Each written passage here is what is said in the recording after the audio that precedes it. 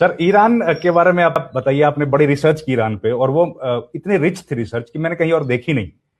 आपने बहुत अच्छा बताया। ईरान, हम लोग तो यही जानते हैं कि भाई ईरान जो है वो थोड़ा सा बहुत उसका जो कंजर्वेटिव माइंडसेट है वहां के लोगों का। लेकिन आपने हमारे दिमाग की कुछ खिड़कियां खोली कि भाई ऐसा नहीं है, थोड़ा सा पढ़ो। आप बताइए ना, क्या है सर ईरान? रविंदर, बहुत अच्छा सवाल है।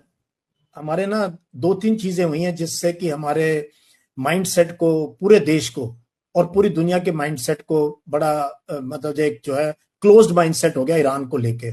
जब वो रेवोल्यूशन आया उसके बाद और 9/11 के बाद वेस्टर्न मीडिया ना, western narrative on Muslim countries and mostly Iran बहुत नेगेटिव रहा और हमने वही कंज्यूम किया, हमने वही वो किया।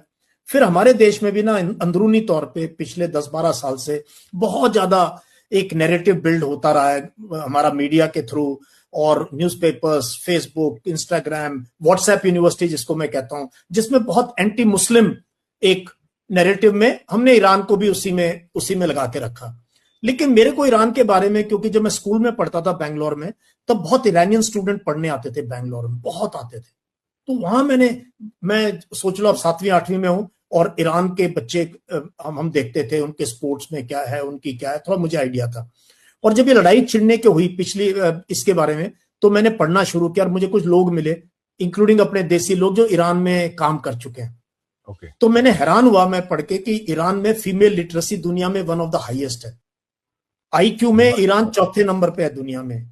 नैनो टेक्नोलॉजी में 5वीं पोजीशन है ईरान की। जो पेपर पब्लिश होते हैं, साइंटिफिक पेपर जो कि ऑथेंटिक, हमारे यहाँ तो कितने होते हैं आपको पता है, फॉरेन में हमारे कितने पेपर पब्लिश होते हैं, आईआईटीज, आईआईएस, क्योंकि वो फट पकड़ लेते हैं इसमें जो है कॉपी पेस्ट तो नहीं है ये वो। ईरान नंबर 2 है वर्ल्ड में इन पब्लिशिंग साइंटिफिक पेपर्स। वो बाप रे, जो और नेचर वगैरह मैगजीन में। हाँ हाँ, मैगजीन, फॉरेन मैगजीन्स में ईरान के जो nature and all. Scientific research है, और क्वांटम टेक्नोलॉजी, एआई, इनफर्टिलिटी पे अपने हर जगह आईवीएफ खुले हुए हैं ना। देखो आजकल इनफर्टिलिटी का प्रॉब्लम है, ईरान की 6ठी पोजीशन है इनफर्टिलिटी मेडिसिन पे। और आज से 30 साल पहले भी उनकी लड़कियां फिजिक्स पढ़ती रही हैं, मेडिसिन पढ़ती रही हैं और कारें चलाती रही हैं, कारें। अभी एक हमारे डॉक्टर साहब है, मैं आपको बाद में नंबर दूंगा, आपके पास ही रहते हैं, उनको मिलके आना। 14 साल ईरान में नौकरी करके आए हैं। कहता है उससे खूबसूरत देश नहीं है, उससे अच्छे लोग नहीं है। कहता है जितना सेफ हमने वहां अपने आप को महसूस किया जबकि हम नॉन मुस्लिम थे, मैंने अपनी लाइफ में कहीं नहीं किया।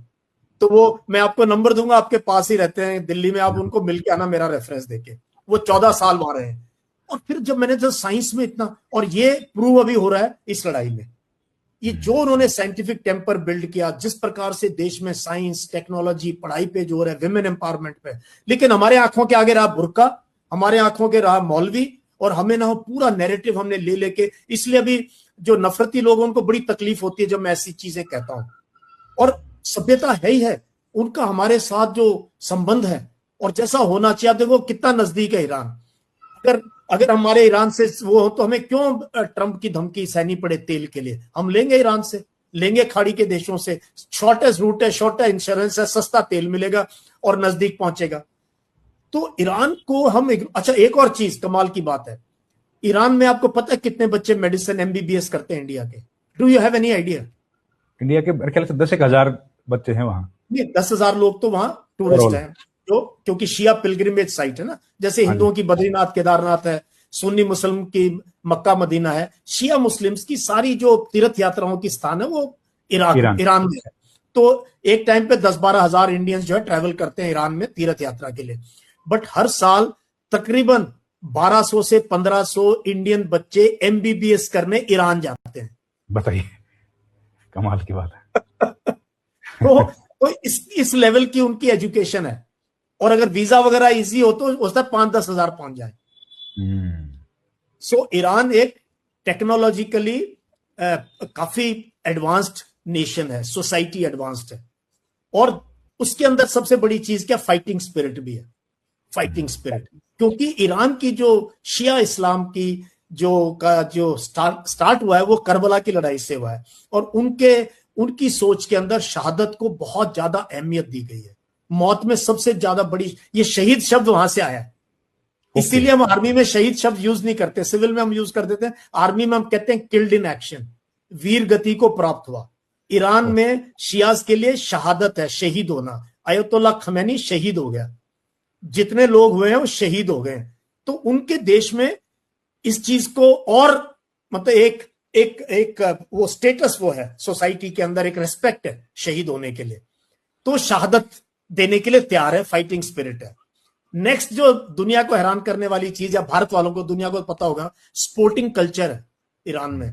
पिछले ओलंपिक्स में उनके 3 गोल्ड मेडल थे, हमारा एक भी नहीं था। हमारी 71वीं पोजीशन थी 71, क्योंकि नीरज चोपड़ा का उस दिन नहीं था तो मेडल नहीं मिला, मिल जाता तो शायद 50 के आसपास हम पहुंच जाते। ईरान की 21st पोजीशन थी ओलंपिक्स में, 21st। ईरान की फुटबॉल टीम वर्ल्ड कप में खेल रही है। हम तो सपने में नहीं सोच सकते अपनी जिंदगी में इंडिया की टीम वर्ल्ड कप में क्वालिफाई भी करेगी। जापान नंबर 1 है एशिया में, ईरान नंबर 2 है। ईरान नंबर 2 है फुटबॉल में एशिया के अंदर। एशिया में देश देखो आप कैसे कैसे हैं। तो और कबड्डी और कुश्ती तो उनकी नस नस में भरी हुई है। कुश्ती में तो हिंदुस्तान से बड़ा मुकाबला होता था सर उनका। हाँ, और हमसे सवाई पड़ते हैं वो कुश्ती में, और कबड्डी में भी, अब तो कबड्डी में भी। और उनकी औरतें भी स्पोर्टिंग कल्चर है वहां पर भी। लेकिन हम ना वो माइंडसेट को, रविंदर, वक्त लगता है चेंज करने में। इसलिए मैं इस टाइप की वीडियोस और जानकारी दे रहा हूं कि यार थोड़ा अच्छे से सोचो, देखो इन देशों को। बिल्कुल ठीक बात है। और हम लोगों को क्योंकि वही पैरोकियल माइंडसेट है, ऐसा लगता रहा है कि ईरान तो बहुत ही कंजर्वेटिव है, पैरोकियल है, उसी तरीके से सोचते रहे, और फिर जहन में इंपॉर्टेंट जो आइडियाज आने चाहिए उनके लिए जगह ही नहीं बची, क्योंकि वो